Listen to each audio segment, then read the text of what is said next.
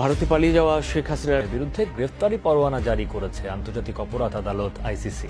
এক বিবৃতিতে এই তথ্য জানায় হেগ ভিত্তিক এই আদালত। ভারতে গ্রেফতার হয়েছেন বাংলাদেশের প্রধানমন্ত্রী শেখ হাসিনা।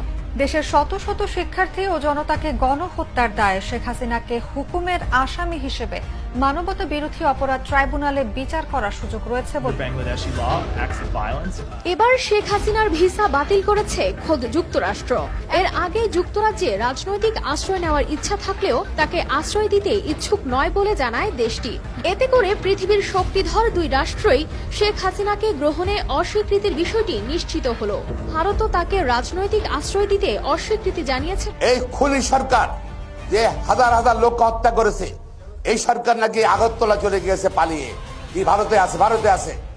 আমরা ভারতের জনগণকে আহ্বান জানাতে চাই, সরকারকে আহ্বান জানাতে চাই, তাকে গ্রেপ্তার করুন এবং আমাদের সঙ্গে ভারতের বন্দি বিনিময় চুক্তি আছে, অনতিবিলম্বে শেখ হাসিনাকে এবং তার বোনকে বাংলাদেশে প্রেরণ করুন।